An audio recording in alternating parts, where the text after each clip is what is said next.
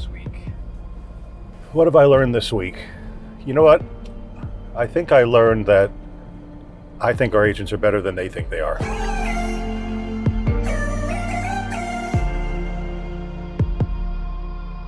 Let me give you an example. As a company, we have a policy. We charge 3% for our listing services, and we co-broke at prevailing rate in the market. And the reason we do that is because we want to give our sellers the best exposure in the marketplace.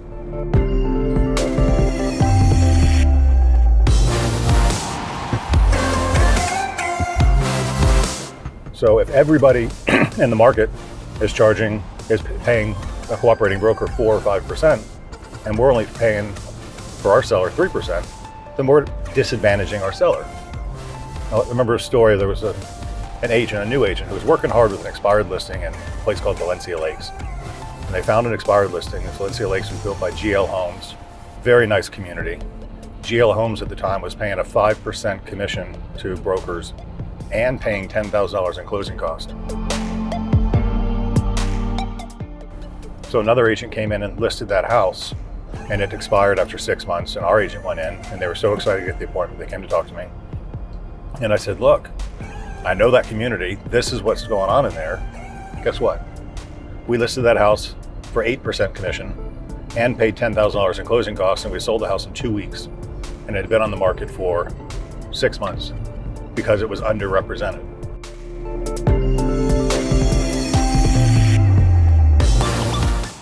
So our policy is we charge 3 because that's what we're worth, and we co-broke at prevailing rates.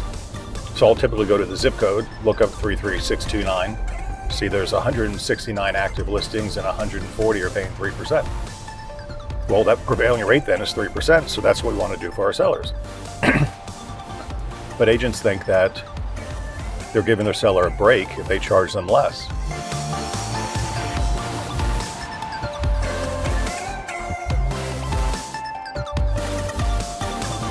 I think the agents are better than they think they are, because overcoming commission objections is so easy if you believe it. You know, I've been a broker for 27 years. I've now supervised over 55,000 real estate transactions.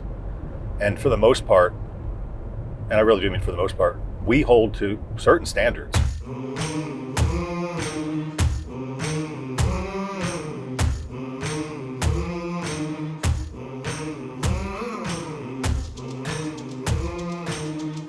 It's not right not to enforce a standard because it's better for everyone if they do. Let's see if my new gate pass here works. I can go in like the rich and famous people. I'm in. So this is a subdivision called Mirror Bay, where we were honored to, a new developer came in and bought all the lots and hired us to sell them. We deployed some resources and got a contract and sold about 60 lots to one guy. And this one guy has purchased them all. And now he's speccing 12 houses.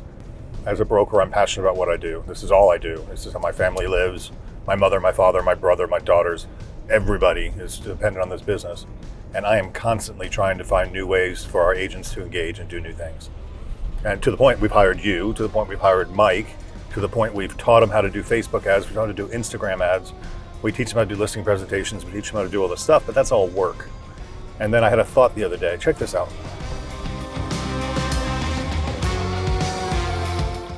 We're teaching agents how to do all this stuff, and then we expect them to on their own go out and get a listing.